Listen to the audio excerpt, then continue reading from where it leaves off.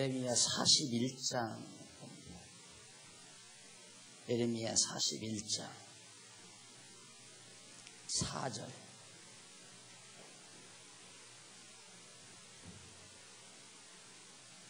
그가 그다리아를 죽인 지 이틀이 되었어도 이를 아는 사람이 없었더라.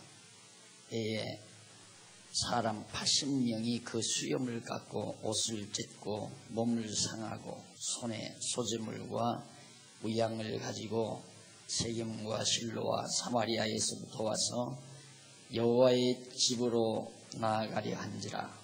느다냐의 아들 이스마엘이 그들을 영접하러 미스바에서 나와서 울며 행하다가 그들을 만나 아히가모 아들 그다리아에게로 가자 하여 그들이 성 중앙에 이를 때에 느다냐의 아들 이스마엘이 자기와 함께한 사람들과 더불어 그들을 죽여 구덩이에 던지니라. 7절까지 봉독했습니다. 지금 그동안 에레미야가 예루살렘 멸망을 거듭거듭 예언해 왔는데 그 예언을 믿은 사람이 거의 없습니다. 그래서 급기야는 에레미야를 감옥에 가두고 여러 가지 고통을 가했지만은 하나님께서 말씀하신 그 예언의 말씀은 성취가 되고 있습니다. 지금 우리는 그 예언대로 예루살렘이 바벨론에게 의해서 패망하는 그 과정을, 바로 예언의 성취 과정을 지금 살피고 있는 중입니다. 그동안 39장에서는 바로 성의 함락과 포로가 되어지는 과정에서 39장에서 우리가 성이 함락되는 걸 살폈고 일부 또 포로가 되어졌고, 그리고 지금 우리는 현재 40장, 41장에서 바로 남은 백성, 포로로 잡혀가고 힘없는 자들이죠. 가난하거나 배우지 못하거나 남의 종살이 하거나 이렇게 힘이 없는 자들만 남겨놨는데, 그 남은 백성도 역시 순환을 겪는, 얼마나 지금이야 이제 방송이고 신문이고 그러니까 그러지만 그 당시에는 바벨론 군대들이 와서 바로 그 그다리아라고 하는 마지막 그 총독으로 세웠던 자를 죽였는데도, 왕 대신 세웠던 자를 죽여버렸는데도 백성들이 모르고 있는 거예요. 그리고 지나는 상황에서 결국 남은 백성을 무리들이 죽입니다. 그리고 이방으로 그 남은 백성들을 또 잡아가고요. 이런 사건들은 이미 하나님께서 언약하신 그 말씀대로, 언약하신 그 언약대로 이루어진다는 사실을 우리가 알 수가 있습니다. 그 5704페이지에 보시면은 5704페이지에 보면 위에서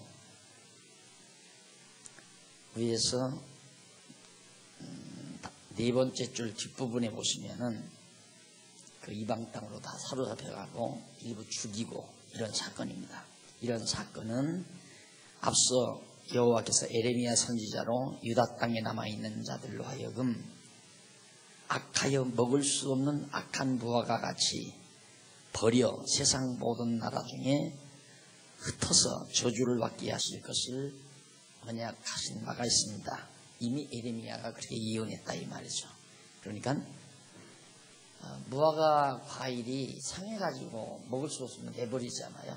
그러듯이 예루살렘 유다 백성들, 남아있는 백성들을 그렇게 이방 땅으로 던져버려서 흩어서 버림을 받는다, 저주를 받게 된다.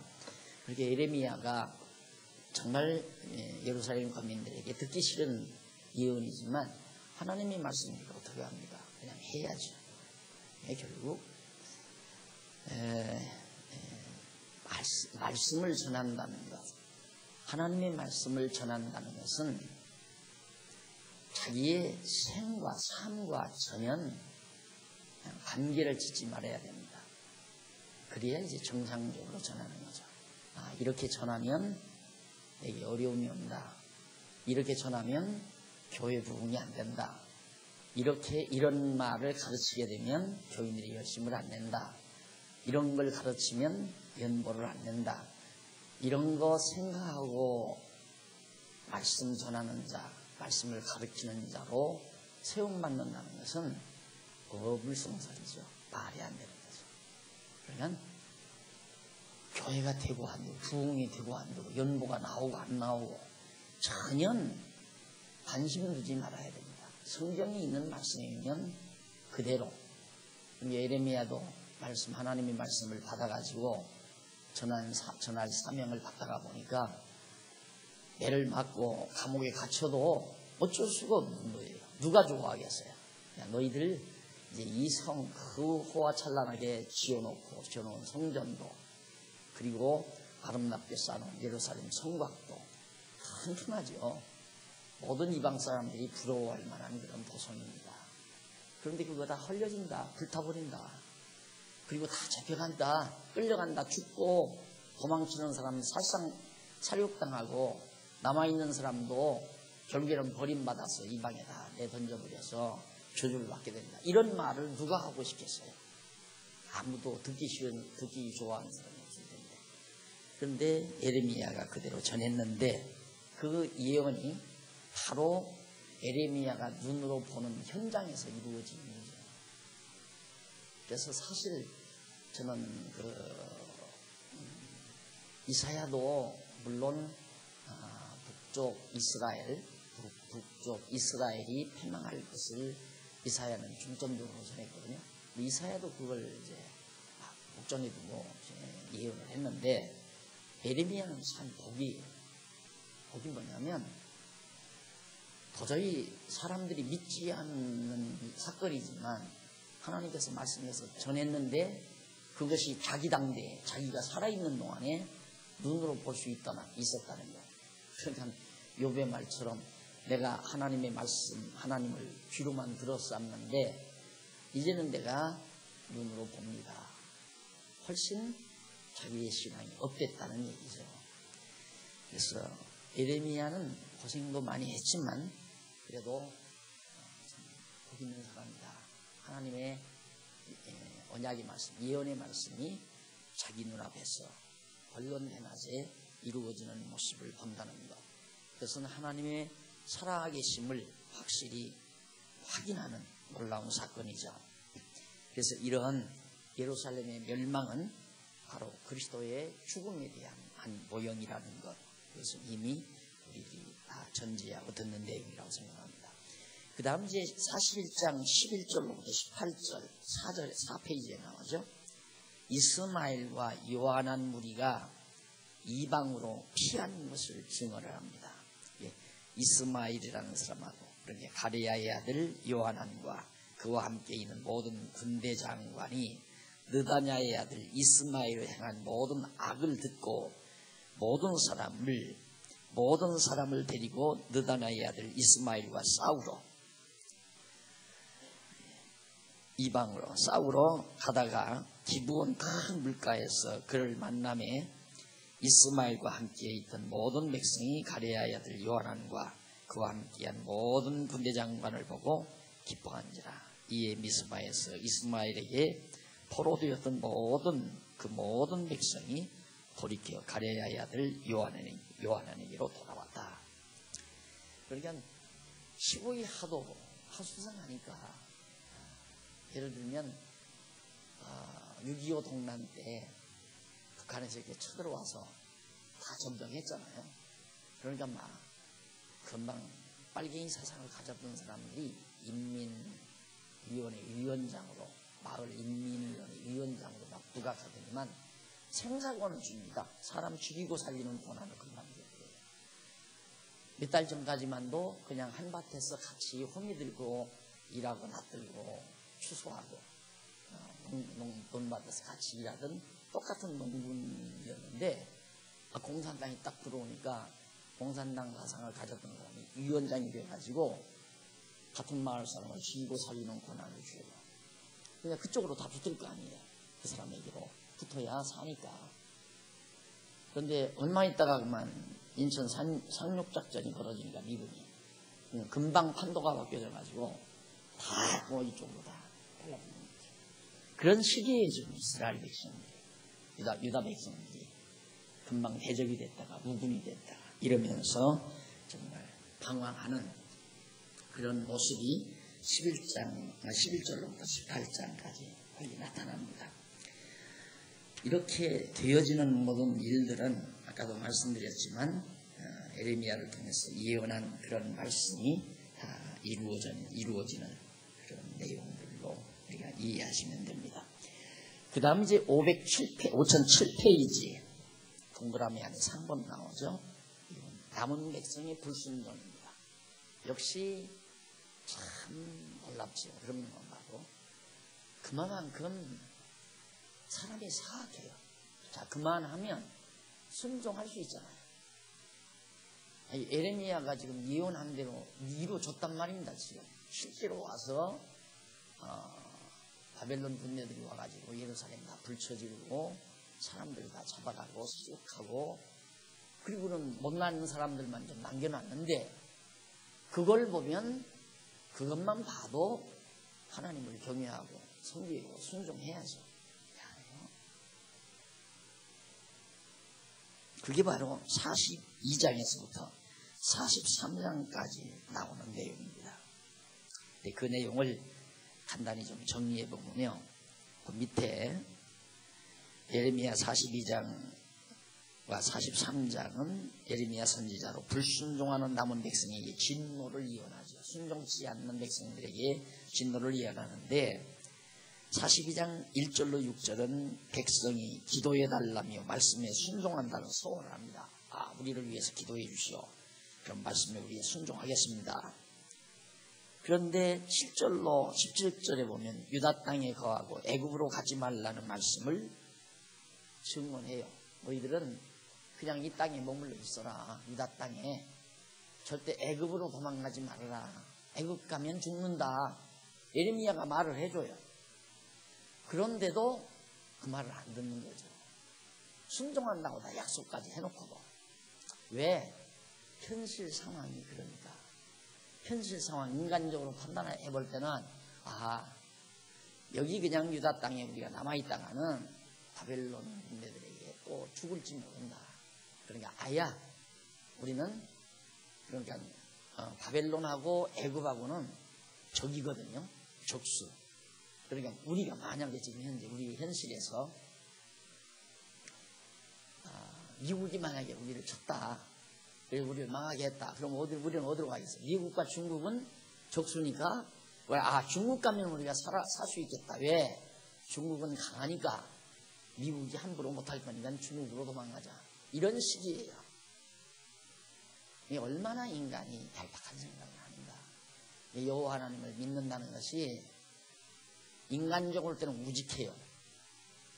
하나님께서 그냥 유다 땅에 머물러 있으라면 머물러 있으면 돼요. 그런데 인간적인 판단으로 볼 때 여기 머물러 있는 것보다는 그래도 애굽으로 피난을 가면 훨씬 살 수 있는 확률이 높다. 이런 판단을 하는 거죠.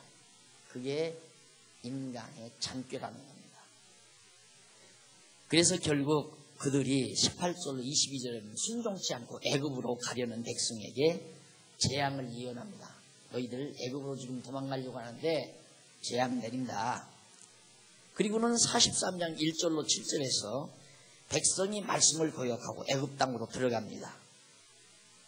그러자 8절로 13절 바로 43장 8절로 13절 거기 찾으셨어요? 507페이지 그 위에 밑에서 7째 줄 보면 8절로 13절 나옵니다. 5007페이지 밑에서 7째 줄 8절로 13절은 큰 돌들 표적으로 바벨론이 애굽을 멸한다고 예언을 합니다. 예, 너희들 애굽으로 피난 가보가 됐자 바벨론이 애굽을 친다. 그래서 여러분 바벨론 제국 시대의 여기 지도가 혹시 나오나요? 지도한다는데 지도를 보면 애굽까지 점령을 해요. 바빌로니아가. 그러니까 바벨론 제국이 상당히 넓은 땅을 다 차지하게 되죠. 그걸 하나님께서는 다 계획하고 계시기 때문에 갈 거 없다. 애굽 가면 도리어 망한다. 그러니까 가지 말라고 에레미야가 그렇게 신신당부하건만 불순종하고 애굽으로 가게 된다. 그런 내용들이 이제 42장과 43장에 소개됩니다. 우리 간단간단 정리해 보십니다. 자, 8페이지, 5708페이지에 보면 42장 1절로 6절에서 백성이 에레미야에게 기도해달라고 그러죠. 기도해달라고 하면서 하나님 말씀에 절대 우리가 순종하겠다. 작은 자로부터 큰 자까지 다 나와서 선지자 에레미야에게 2절에 나오죠. 선지자 에레미야에게 이렇게 당신은 우리의 간구를 들으시고 이 남아있는 모든 자를 위하여 당신은 하나님 여호와께 기도하소서. 당신이 목도하시오니와 우리는 많은 중에서 조금만 남았사오.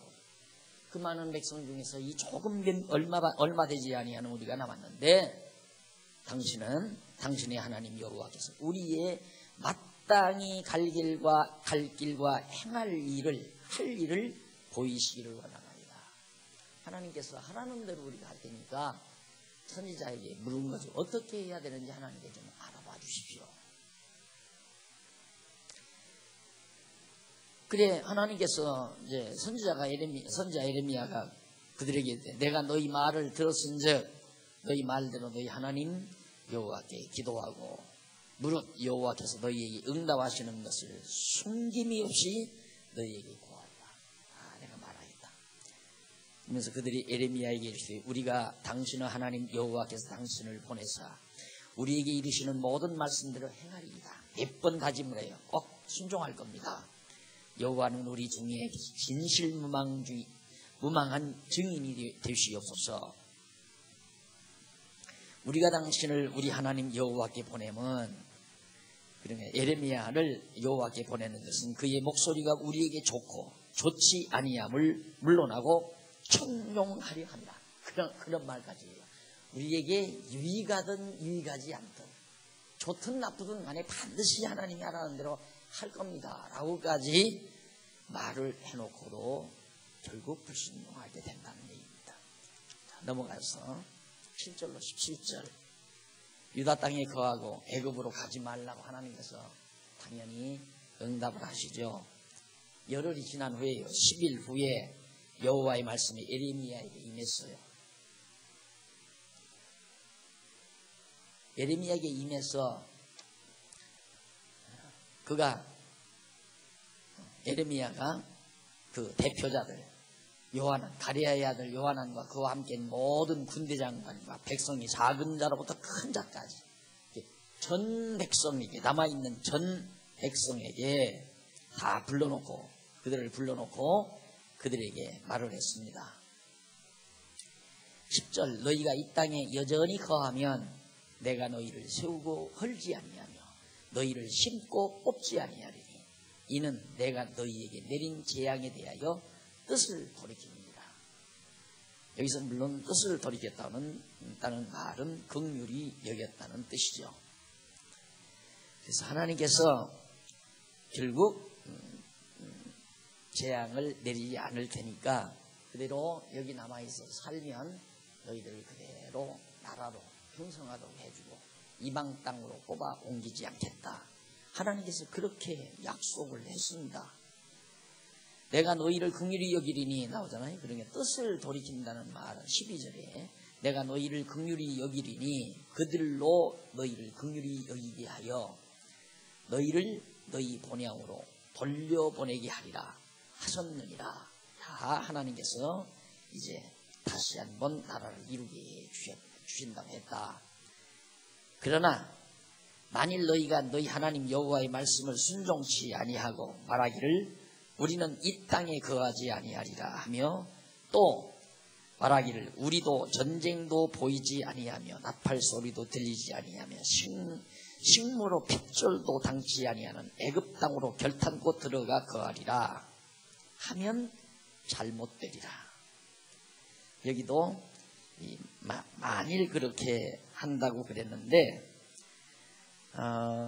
이쪽 5711페이지 한번 보세요.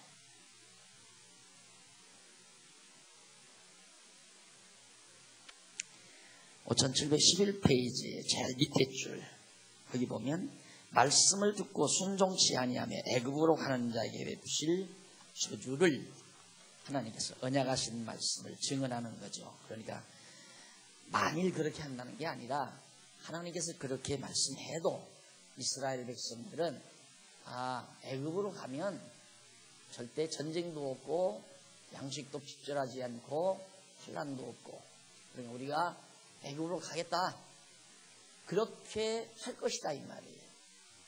그런 자에게 이러이러한 재앙까지 내린다. 이렇게까지 하나님께서 얘기했는데도 백성들이 가잖아요. 그러니까 오늘 우리가 하나님 말씀을 듣고 하나님을 의지하고 산다는 것이 그렇게 쉬운 일이 아니라는 것. 이 사람들은 지금 현장을 본 거거든요. 하나님의 예언의 말씀이 바로 눈앞에서 딱 이루어진 걸 본 거란 말입니다. 우리는 그런 걸 보고 살기가 그렇게 쉽지 않잖아요.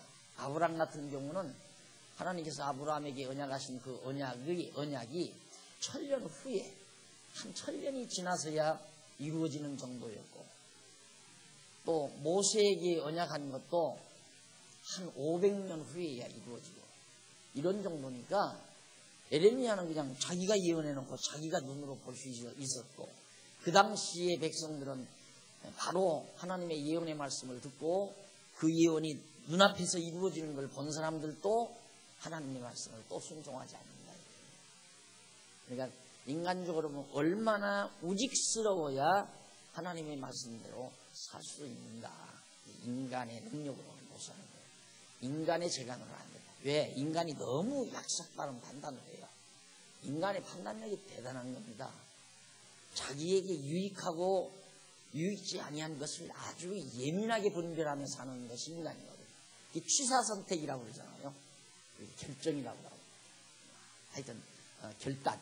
인간은 항상 결단을 하며 사는 존재다. 그래서 이것이냐 이렇게 할까 저렇게 할까 그걸 판단하면서 살아가는 인간이기 때문에 그건 자기 정보에 의해서 판단하는 거죠.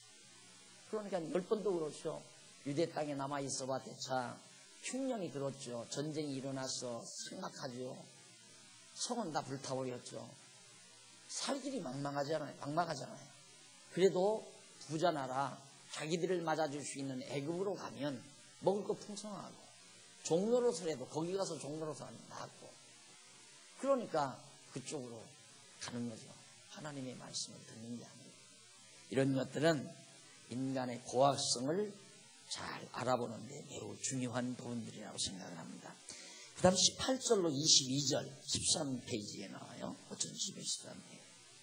순종치 않고 애굽으로 가려는 백성에게 재앙이 내릴 것을 예언을 합니다. 만군의 여호와 이스라엘의 하나님 이같이 말씀하시되 나의 노와 분을 예루살렘 거민에게 부은 것 같이 너희가 애굽에 이를 때 나의 분을 너희에게 부으리니 너희가 가증함과 놀램과 저주와 치욕거리가 될 것이라. 너희가 다시는 이 땅을 보지 못하리라 하시도다. 유다의 남은 자들아 여호와께서는 너희 일로 하신 말씀에 너희는 애굽으로 가지 말라 하셨고 나도 오늘날 너희에게 경계한 것을 너희는 분명히 알라. 애굽으로 가지 말란 말은 모세 때 벌써 했어요. 모세 때도. 모세가 신명기에서 이스라엘 백성들에게 절대 애굽으로 백성들을 보내지 말라. 그러니까 지금 이 사건이 일어났을 때로부터는 한 1000년 전이죠. 그리고 여호수아도 그 말을 했고요.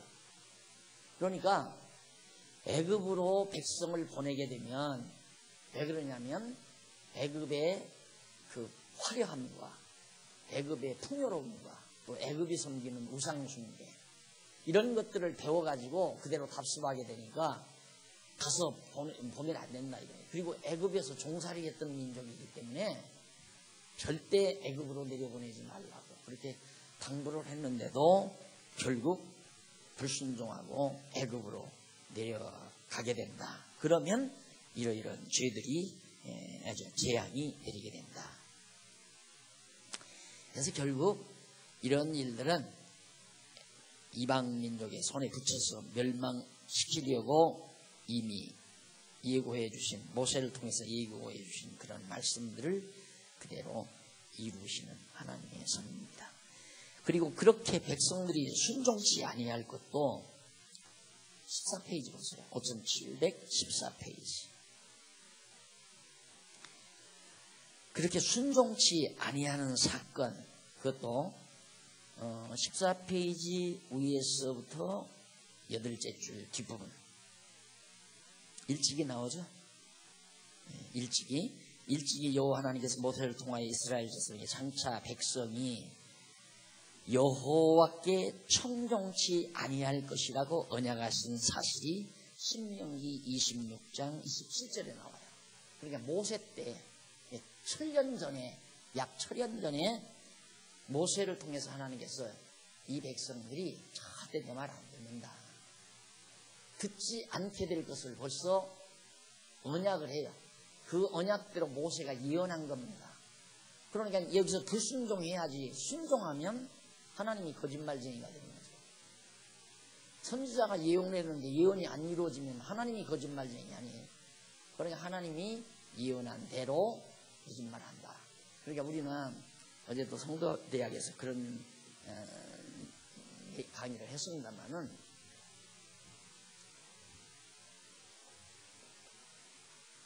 모세 때 26장, 신명기 26장에서 모세 때 이제 여기서 불순종한다, 순종치 않는다,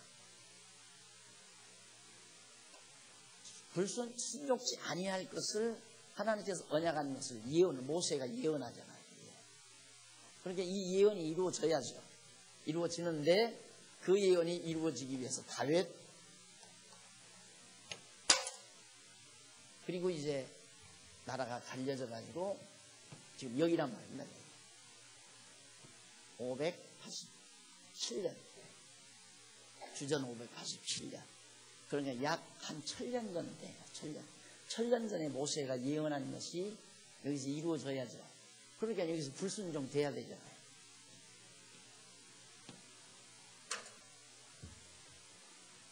자, 우리는 저런 성경을 보면서 이스라엘 백성들, 그러니까 나도 가끔 가다가 그 착각을 하죠. 하다 보면 내가 아까 여기서 여러분들에게 이렇게 하나님이 언약하시는 것을 눈으로 현장에서 보고서도 불순종합니다. 그러니 우리가 하나님의 말씀을 순종하고 산다는 것은 우리 마음대로 안 됩니다. 그런 말 속에는 정말 우리가 철저히 하나님의 말씀을 순종하고 살아야 된다는 의중을 마음에 깔죠. 거기서 이제 빗나가는 거예요. 쉽게 말하면 성경을 보는 각도가 빗나간다 이 말이에요. 근데 성경은 엄밀히 그렇게 보면 안 돼요. 강문집은 그렇게 안 썼잖아요. 여기서 불순종한 사건은 하나님이 여기서 언약하신 말씀을 이루시는 사건이다. 그러니까 불순종해야 한다는 얘기가 되는 거예요. 그러면 왜 불순종할 걸 언약해놓고 언약대로 이루시는가? 간단하잖아요. 여호와 하나님 살아계시다, 그걸 알게 하려는 거예요. 우리는 순종한다, 순종하지 않는다, 그게 중요한 게 아니라 여호와 하나님이 살아계시다는 존재를 믿는 것이 더 중요하다 이 말이에요. 하나님 여호와가 살아계심이 확실히 믿어지면 순종하지 말라고 해도 순종을 하는 거죠. 쉽게 말하면. 그러니까 여기서 불순종하는 백성들은 설마 그렇게 이루어졌어도 정말 이렇게 폐허된 이런 땅에서 우리를 보호하실까? 그게 안 믿어지니까 자기들 생각대로 먹고 살기 좋은 애굽으로 갈 수밖에 없는 거죠. 그게 하나님께서 언약대로 이루시는 한 환경을 만들어 놓는 거예요. 그래서 언약대로 불순종함으로 언약을 이루시는 여호와 하나님이 살아계심을 확정해 주는 것이다. 이런 걸 보고 여러분 꼭 순종해야 된다고 하는 행동을 교훈하기 위한 데 근본 목표가 있는 게 아니에요. 이 내용의 근본 목표는 언약대로 이루시는 여호와 살아계심을 우리에게 알고 여호와를 경외케 하려는 데 근본 목적이 있는 것이지, 우리들로 하여금 순종하고 살도록 하게 하려는 교훈을 담는 데 목적이 있는 건 아니다 하는 얘기입니다. 그래서 거듭 여기 모세를 통해서 언약하신 말씀대로 이루신 것에 대해서 근거를 잡아드린 겁니다. 그 다음 43장 1절로 7절 거기 보면 백성이 말씀을 거역하고 애굽 땅으로 들어가죠. 애굽 땅으로 들어가요. 에레미야가 모든 백성에게 그들의 하나님 여호와의 말씀 곧 그들의 하나님 여호와께서 자기를 보내사 그들에게 이르게 하시니 모든 말씀을 다 말하며 하나님께서 하신 말씀을 전부 다 말했어요. 그러니까 호사야의 아들 아사랴와 가레야의 아들 요하난과 및 모든 교만한 자가, 이 교만하다는 말은 여호와 하나님을 경외하지 않는다는 말이거든요. 이런 교만한 자가 에레미야에게 말하여 가로되 네가 거짓을 말하는도다 이 말이에요. 그러니까 자기가 불리하게 되면, 자기에게 불리하면 그 말이 거짓말이다 이거예요. 그러니까 성경대로 가르쳐도 자기에게 불리한 얘기면 그건 이단 소리다라고 말하는 거죠. 똑같은 얘기예요. 같은 얘기. 예, 자기에게 유익하도록. 이게 여러분, 내가 가끔 이런 얘기하면 이제 인기 얻으려고 저런다라고 또 어떤 선배들이 그런 얘기를 하더라고요. 교인들에게 인기 얻으려고 저런 소리 하는 거다 이거예요.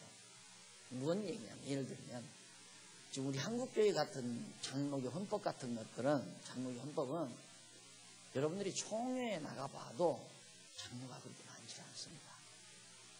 그리고 장로님이 계시더라도 교회에서 전부 장로는 목사들이 꼼짝 못하게 다 만들어놔요. 꼼짝 못하게 되지 아니하면 어떻게든지 방법을 써서 장로를 떼버립니다. 그러니까 장로님들이 소령 총대로 가더라도 가서 뒤에서 이렇게 옵저버 마냥 구경이나 해야지, 의장하고 발언하고 하면 당회장이 딱 앉았다가 딱 둘러봅니다. 좀 발언이 안 돼요. 그러니까 헌법 자체가 전부 목사들 유리한 방법으로 전부 다 만들어졌어요. 목사들에게 유리한 쪽으로. 그럴 수밖에 없는 거예요. 당연히 인간은 자기 팔이 안으로 굽으니까. 근데 성경적으로 보면 그게 아닌 것이 너무너무 많다 이 말이에요. 그러니까 그러듯이 더 말할 것도 없는 거죠.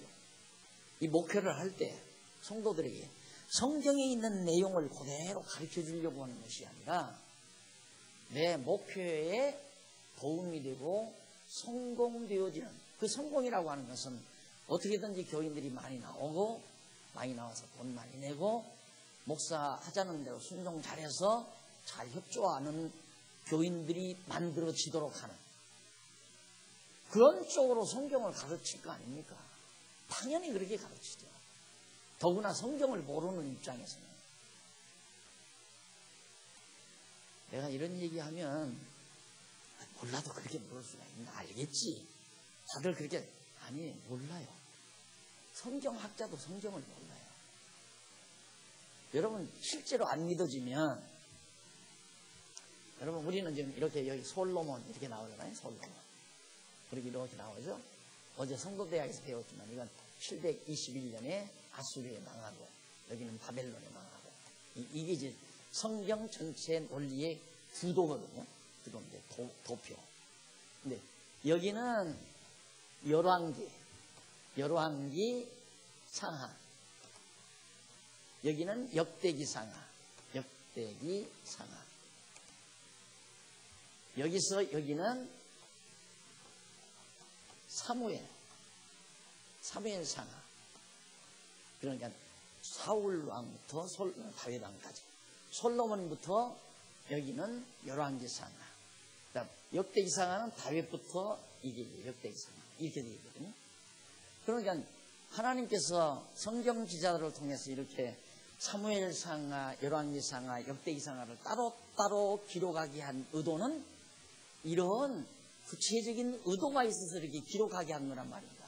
그런데 그걸 모르니까 지금 실제 성경 주석가들이 한다는 한국교계에서 그동안 대단한 성경 주석가들이 쓴 주석을 보면 사무엘상하, 열왕기상하, 역대기상하를 합본시켜놨어요. 합본을 시켜서 여기는 겹치잖아요. 계속. 이건 겹친단 말입니다. 여기 사무엘상하, 이건 여기는 안 겹쳐요. 그런데 다윗부터는 역대기에서 또 겹친단 말입니다. 그리고 역대기에서 솔로몬도 열왕기에서 이만큼 들어가니까 열왕기도 겹치고, 이걸 같이 이렇게 연대기로 섞어서 그냥 내용풀이를 해놓은 거예요. 그것만 봐도 성경을 모른다. 그리고 더더군다나 또 이제 복음서지요. 그 앞에 마가, 누가, 요한, 이게 복음서 아니에요? 이게 다 따로따로 의미가 있잖아요. 따로따로.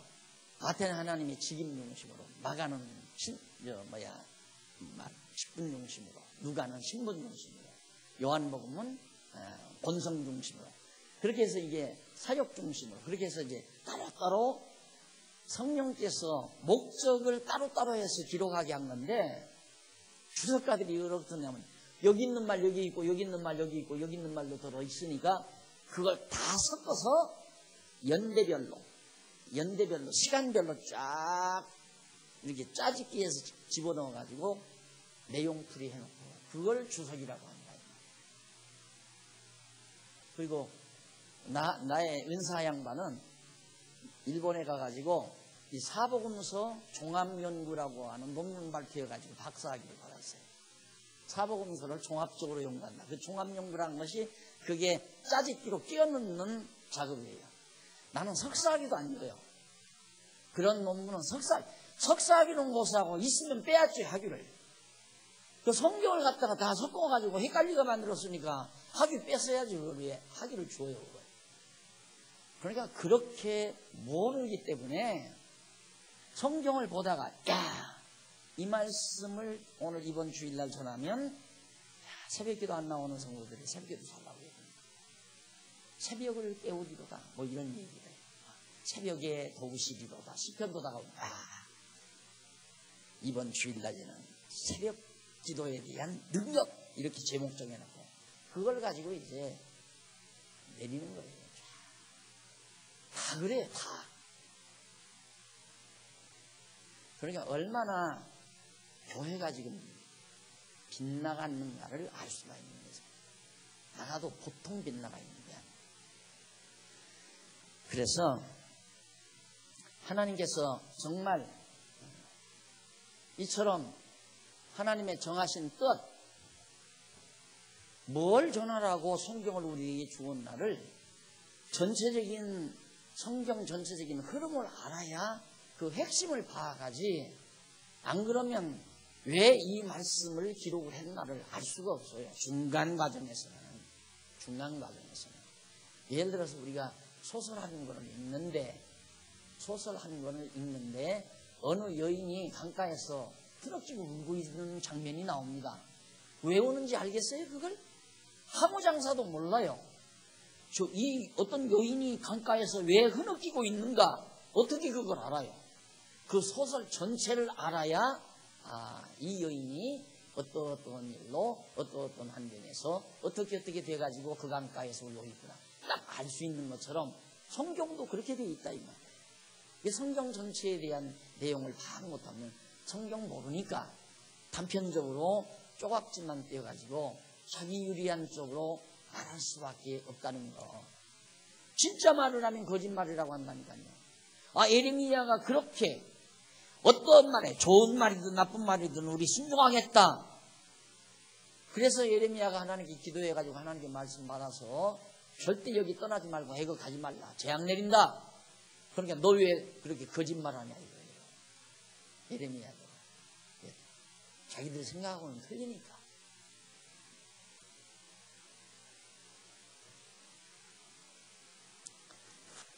거짓을 말하는 보다 우리 하나님 여호와께서는 너희는 애굽에 거하려고 그리로 가지 말라고 너를 보내어 말하게 하지 아니하였느니라. 하나님이 그런 말 안 했다 이거예요. 3절 이는 네리야의 아들 바룩이 너를 꼬드겨서, 바룩이라는 사람이 너를 꼬셔가지고 우리를 대적하여 갈대아인의 손에 붙여 죽이며 바벨론으로 잡아가게 하려 합니다. 이유는 간단하다. 그 바룩이라는 놈이 에레미야 너한테 뇌물을 줬더니 어떻게든 꼬셔가지고 절대 남아있는 백성들 유대 땅 거기 떠나지 못하게 그렇게 해가지고 바룩이 그 바벨론 사람들을 통해서 전부 잡아가게 하려고 그러려고 그런 거지. 하나님이 무슨 그런 말씀을 했겠느냐. 거짓말이다. 이는 네리야의 아들 바룩이 너를 하고 이에 가레야의 아들 4절 가레야의 아들 요하난과 모든 군대장관과 모든 백성이 유다 땅에 거하라 하시는 여호와의 목소리를 청종치 아니하고 가레야의 아들 요하난과 모든 군대장관이 유다의 남은 자 곧 쫓겨났던 열방 중에서 유다 땅에 거하려 하여 돌아온 자 곧 남자와 여자와 유아와 왕의 딸들과 시위대장 느부사라단이 사바노 손자 아이가무 아들 그다랴에게 넘겨둔 모든 사람과 선지자 에레미야와 네리야의 아들 바룩을 용서하고 어디로? 애굽 땅에 들어가 다바네스에 이르렀으니 그들이 여호와의 목소리를 청종치 아니함이 이러하였더라. 결국 하나님의 말씀 거역하고 애굽으로 다 데리고 갔습니다. 그러자 43장 8절로 13절 17페이지 큰 돌들 표적으로 바벨론이 애굽을 멸한다고 예언하는 것이 에레미야입니다. 에레미야는 애굽에 가서도 또 그 얘기하는 거예요. 뭐 에레미야 끌려가지 어쩔 거예요. 다 힘 있는 놈들이다, 권력 잡은 놈들이다 끌고 가는데 어떻게 에레미야가 안 따라가요? 끌려서 갔는데 거기 가서 다바네스에서 여호와의 말씀이 또 에레미야에게 또 임해요.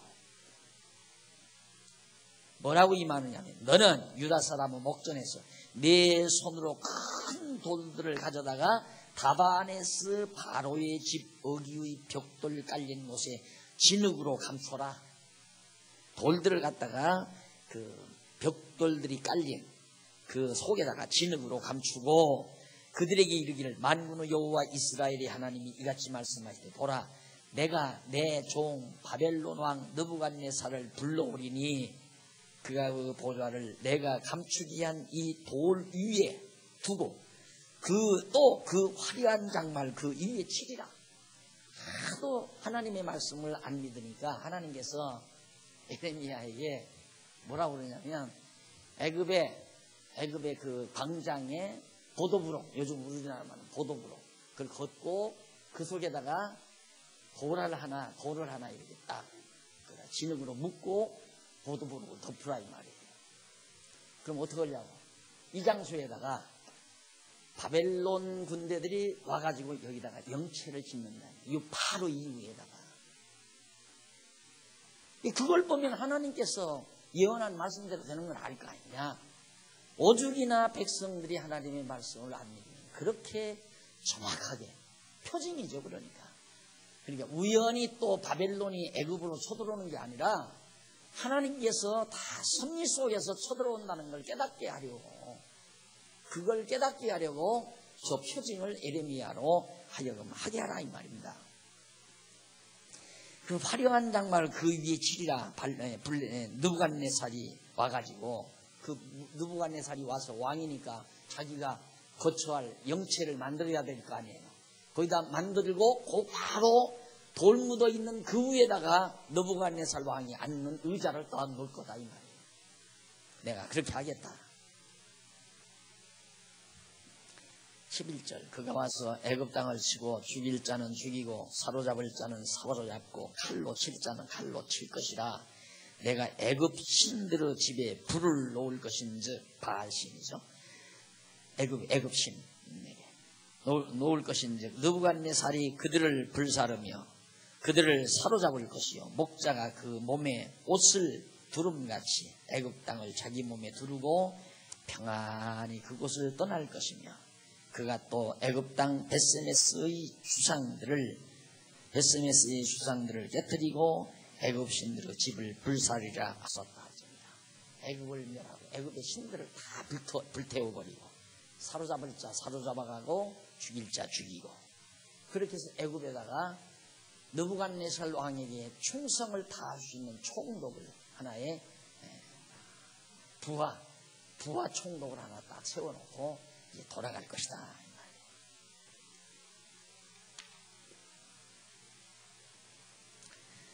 자, 이런 모든 사건들이 모두가 다 모세의 언약 그대로 이루어질 것을 가리키는 이루어질 것을 예언한 대로 그대로 이루어진 사실을 우리에게 말해주고 있습니다. 자, 그 다음 이제 44장 넘어가는데요. 44장에서 45장은 유다인 패망을 예언합니다. 유다인들이 이제 패망한다. 남아있는 유다인들이 패망하는 거죠. 패망을 예언하는데 그 예언 중에 바로 밑에 계속 보세요. 20절, 20페이지 동그라미 안에 4번 유다인의 패망 예언 그 아래로 44장에서 45장은 여호와 하나님께서 에레미야 선지자로 애굽 땅에 거하는 유다인 패망에 대해서 예언하도록 섭리하는 내용인데 그 가운데 44장 1절로 10절은 패망한 까닭을 밝히며 악을 책망하신 말씀을 증언합니다. 너희들이 왜 패망하는가? 그 까닭을 하나님께서 밝혀줘요. 이래서 빵한다. 그리고 11절로부터 14절은 애굽에서 도피한 자. 그럼 애굽에서 도망가면 어떤가? 도피하는 자들 위에는 다 멸하신다. 애굽에서 빨리 도망가라 이 말이죠. 도피한 자 위에는 전부 애굽에서 죽는다. 그리고 15절로 23절은 오해하는 백성에게 과거 범죄의 결과에 대해서 증언하는 내용입니다. 너희들 그걸 이해를 못해요. 그런 오해하는 백성에게 너희들이 하나님 앞에 얼마나 불순종했느냐. 24절로 30절은 맹세하는 자가 없다면서 벌할 표징을 보여줍니다. 아무도 하나님의 말씀을 순종하겠다고 맹세하는 자가 없어요. 그래서 분명히 유대인들에게 벌 내릴 것을 표징으로 보여줍니다. 그리고 45장은 탄식하는 바룩에게 권하면서 생명을 얻게 된다고 45장 한 장에서 전부 다 가르쳐줍니다. 자, 이렇게 하는 내용이 44장부터 45장에 나오는데 아까 말씀드린 대로 하나님께서 그만큼 분명하게 표징을 보여서 해주는데도 안 믿었다. 우리는 지금 생각되고 거야. 나 같으면 그렇게까지 하는데 어떻게 안 믿냐. 믿어질 수밖에 없겠다. 그러지만 그보다도 더 분명한 것이 얼마. 그래서 이 표징 중에 표적 중에 이 시대의 최고의 표적이 뭐냐면 예수 그리스도가 죽었다가 부활하는 표적이라고 했어요. 그걸 요나의 표적이라고 그러죠. 악하고 음란한 세대가 표적을 구한다 했습니다. 얼마나 유대인들이 유다 사람들이 악했으면 돌덩어리를 도도부록 밑에다가 진흙으로 묻어두어 가지고 그 위에다가 느부갓네살 왕이 와서 자기 보좌를 놓고 앉도록 하는 그런 표적을 보여주면서까지 하나님께서 이렇게 역사를 섭리하신다는 걸 깨닫게 하려고 하는 하나님의 열심. 그런데도 안 믿잖아요. 그런데 우리는 그 이유가 아니죠. 예수가 이 땅 위에 인간의 몸을 입고 천의 몸에서 오셔서 죽었다가 3일 만에 부활했다 이 말이죠. 그 이상의 표적은 없다고 그랬어요. 최고의 표적이지. 그러니까 뭐 안진방위를 일으키거나 눈먼 소경을 띄우거나 이런 모든 사건들이 다 예수가 그리스도라는 것에 대한 하나의 표적인데 그 표적보다도 더 큰 표적은 예수가 죽었다가 3일 만에 부활한 표적이랍니다. 그러면서 우리 부활한다는데도 부활, 살아봐야 알지. 부활에 대해서 실감나지 않는 예수는 믿어도 부활을 안 믿는 교회는 다녀도 예수가 부활했다고 하는 것은 믿지 않는 그래서 허다한 교회들이 부활이라는 것을 정신적 부활로 믿어요. 또 가난한 자를 위하고 불쌍한 자를 사랑하는 그런 그리스도의 정신이 정신을 내가 가지고 있으면 내가 부활하는 것이다. 그게 이제 진보주의 신학자들이 가르치는 내용입니다. 그냥 예수 닮아서 살자. 예수를 닮아 살자. 예수님처럼 살자. 참 위험한 사상입니다. 예수님처럼 살자는 말.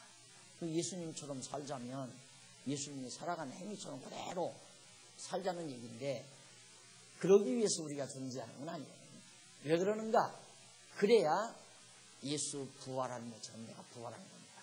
그러니까 예수가 내 안에 와서 부활했다는 거죠. 내 안에 와서.